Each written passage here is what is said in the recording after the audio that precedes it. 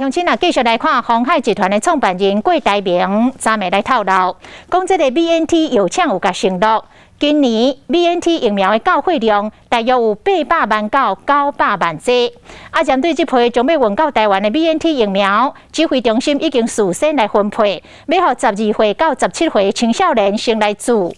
也毋过，因为世界各国陆续有青少年注完 BNT， 或者是莫德纳，常常来死亡，或者是发生着心肌炎。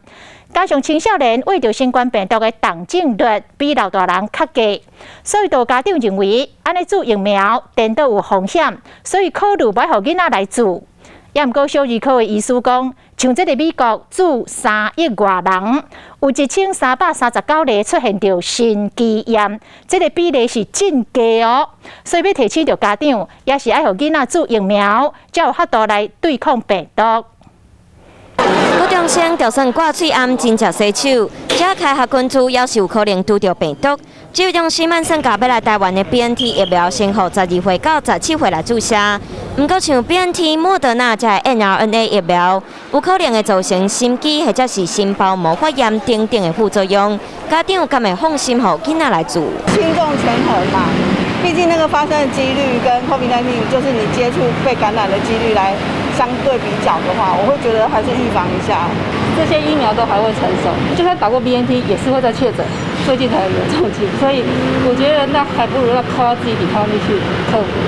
家长拢会烦恼有副作用，因为各国拢有青少年注完过身的案例。加上指挥中心6月份疫情上严重的时公布的数据是，国内60岁以上是大重症率32.6%，20岁以下囡仔重症率敢若0.2%，青少年较袂得到重症，注疫苗阁有副作用的风险，感讲也是好处较济。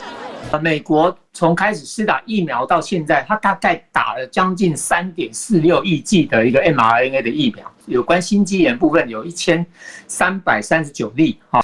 有2个族群，它可能目前的话，它的重症率比较高一点，一个就是年纪比较大的，然后第二个是没有施打疫苗的，但它没有施打疫苗里面就包含所谓的年轻族群。